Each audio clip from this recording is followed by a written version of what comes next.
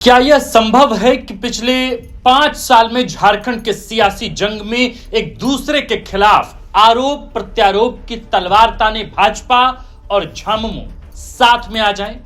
क्या यह संभव है कि जिस भाजपा के खिलाफ लंबे संघर्ष के बाद हेमंत सोरेन राष्ट्रव्यापी आदिवासी नेता के रूप में उभरे, उसी भाजपा के साथ नया सियासी समीकरण तलाशें?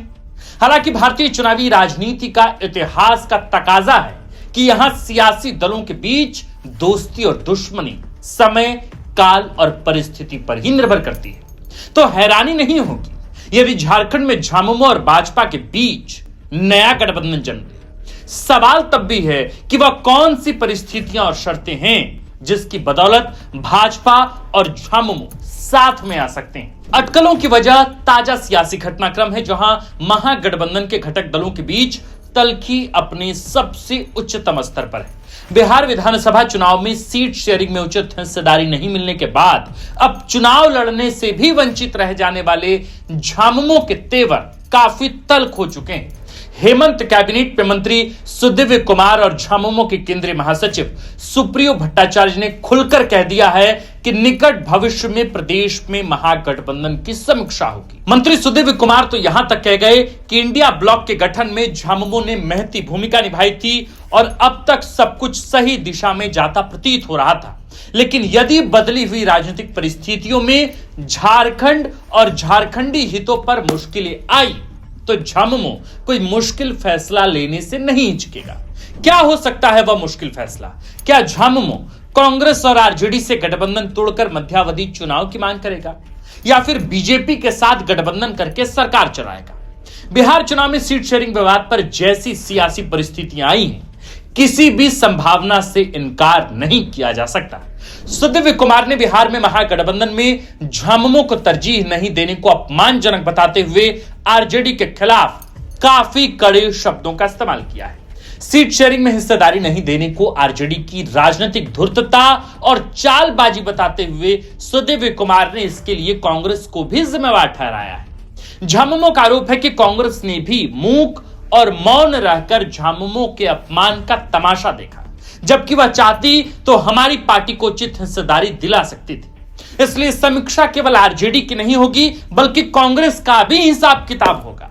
झामुमो के तीखे तेवर का पहला शिकार फिलहाल गोड्डा विधायक और हेमंत कैबिनेट में श्रम, उद्योग एवं कौशल विकास मंत्री संजय प्रसाद यादव बनते दिखाई दे रहे हैं।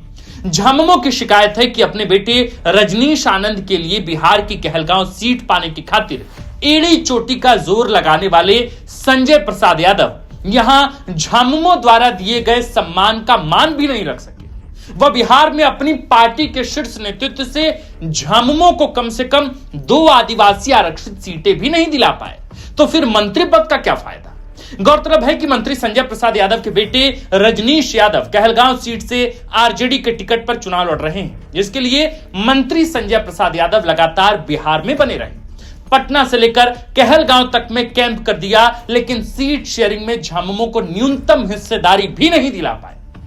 हैरानी नहीं होगी यदि उनसे मंत्री पद से इस्तीफा मांग लिया जाए। बिहार के ताजा सियासी घटनाक्रम से झामुमो काफी आहत है और इसके लिए आरजेडी के साथ साथ कांग्रेस को भी बराबर का जिम्मेदार माना जा रहा है। आरजेडी से झगड़ा नया है, लेकिन कांग्रेस के साथ तो तल्खियों की लंबी चौड़ी फहरिस्त है। हाल के महीनों में कांग्रेस के कुछ विधायकों ने हेमंत सोरेन सरकार अथवा मुख्यमंत्री हेमंत सोरेन के कुछ महत्वाकांक्षी परियोजनाओं पर सवाल खड़ा करके भी असहज स्थिति पैदा की। 5 जून को मुख्यमंत्री हेमंत सोरेन ने मेकॉन सिरमटोली फ्लाईओवर का उद्घाटन किया था। कुछ आदिवासी संगठनों द्वारा इस फ्लाईओवर का विरोध किया जा रहा था क्योंकि इसका रैंप सिरमटोली सरना स्थल के पास बना था। मुख्यमंत्री हेमंत सोरेन ने इस फ्लाईओवर का नामांकन पूर्व सांसद कार्तिक उरांव के नाम पर करके विरोध को निष्क्रिय करने का प्रयास किया, लेकिन सहयोगी कांग्रेस पार्टी के वरीय विधायक डॉक्टर रामेश्वर उरांव ने गंभीर आरोप लगा दिया। डॉक्टर रामेश्वर उरांव ने कहा कि फ्लाईओवर के निर्माण और उद्घाटन में आदिवासी भावनाओं का ख्याल नहीं रखा गया। फ्लाईओवर निर्माण में आदिवासियों की आस्था को ठेस पहुंचाई गई। कांग्रेस की तरफ से किसी ने डॉक्टर रामेश्वर उरांव के इस बयान का पुरजोर खंडन भी नहीं किया। कुछ यही रवैया दोहराया खिजरी विधायक राजेश कच्छप ने।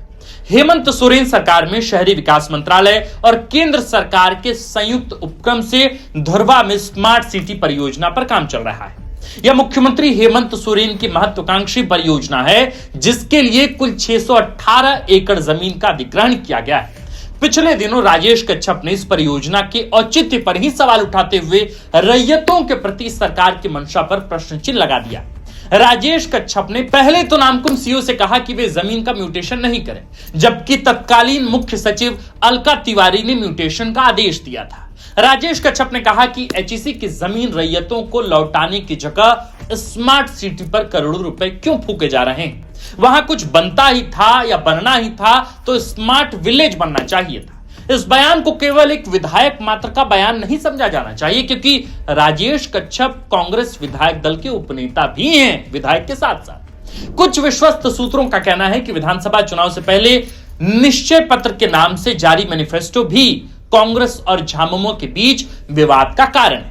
दरअसल इन 7 निश्चयों में एक था सरकार बनने पर झारखंड में लोगों को 500 रुपए में गैस सिलेंडर उपलब्ध करवाना, लेकिन अभी तक इस वादे पर अमल नहीं किया गया है। दावा है कि कांग्रेस ने इसे लागू करने के लिए मुख्यमंत्री हेमंत सोरेन पर दबाव बनाया, लेकिन झामुमो का तर्क है कि झारखंड की मौजूदा वित्तीय हालत में 500 रुपए में गैस सिलेंडर देना मुमकिन नहीं, जबकि पहले ही डायरेक्ट बेनिफिट स्कीम के तहत मैया सम्मान योजना संचालित है।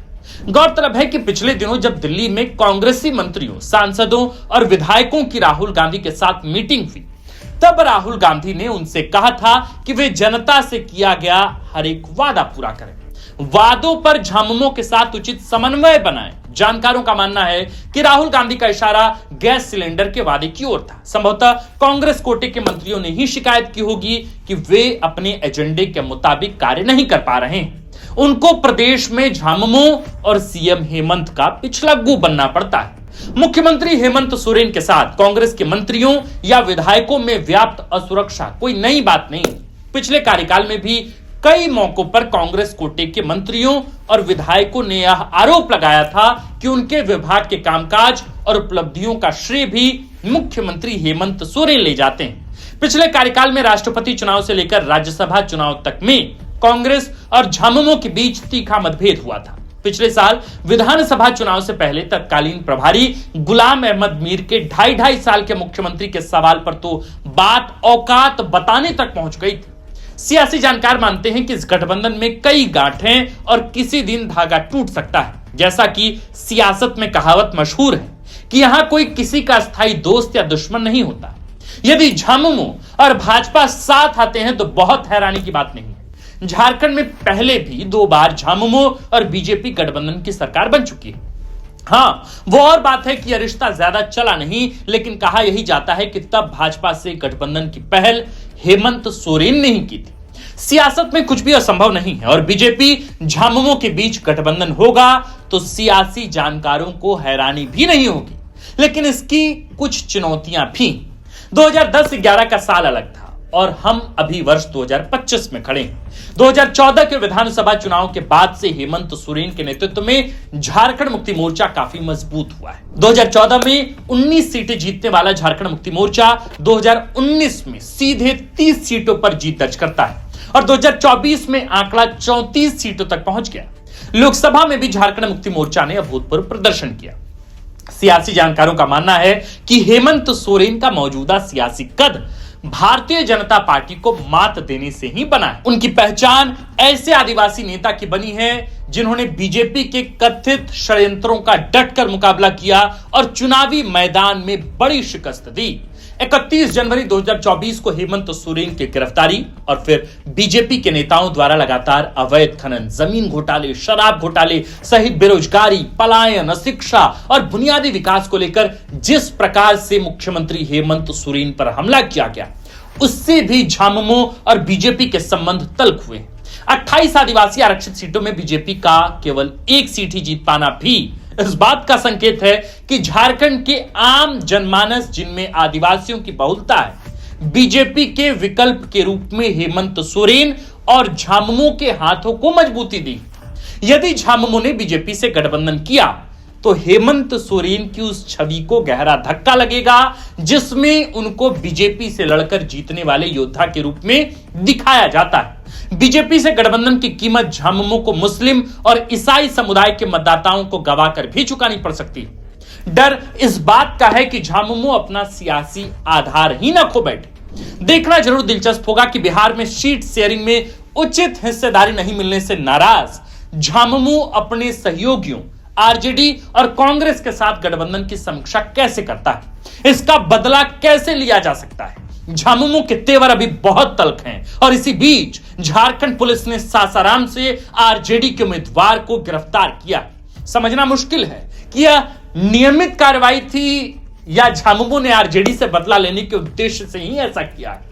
बीजेपी ने भी इस सियासी घटनाक्रम पर अपनी प्रतिक्रिया दी है। बीजेपी के प्रदेश प्रवक्ता अजय शाह ने कहा कि जिस व्यक्ति ने कहा था कि मेरी लाश पर झारखंड बनेगा, उसके आगे नतमस्तक होकर सीएम हेमंत सोरेन पहले ही झामुमो का आत्मसम्मान गिरा चुके हैं। झामुमो को विधानसभा चुनाव में जीत का अहंकार आ गया और वे राष्ट्रीय पार्टी बनने चला, लेकिन कभी उन्होंने 50 सीटों पर दावा कर दिया तो कभी 40 सीटें मांगी, लेकिन आरजेडी ने उन्हें 2 सीटों के लायक भी नहीं समझा, ऐसा बीजेपी का कहना है। बीजेपी के प्रवक्ता ने कहा कि यदि झामुमो में थोड़ा भी आत्मसम्मान बचा है तो वह आरजेडी को फौरन गठबंधन से बाहर का रास्ता दिखाए और कांग्रेस के साथ भी अपना हिसाब किताब ठीक करे।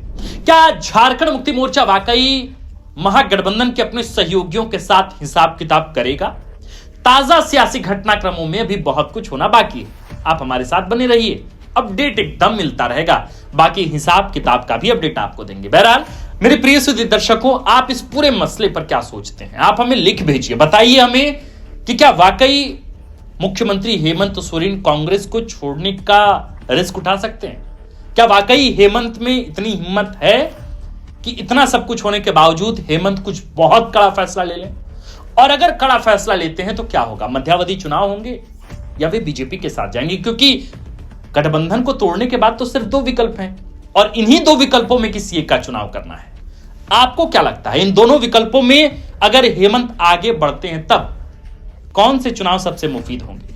पहला वाला मध्यावधि चुनाव या बीजेपी वाला, यानी कि अलायंस बीजेपी के साथ, गठबंधन बीजेपी के साथ? जो भी सोचते हो हमें लिखिए। बाकी आप देखते रहिए द फोर्थ पिलर। हमारा नाम आकाश आनंद है, कैमरे के पीछे है विक्की और इस खबर रिसर्च स्क्रिप्ट को लिखा है हमारे प्रिय साथी और कंटेंट हेड सूरज ठाकुर ने। वीडियो को अंत तक देखने के लिए आपका बहुत बहुत शुक्रिया।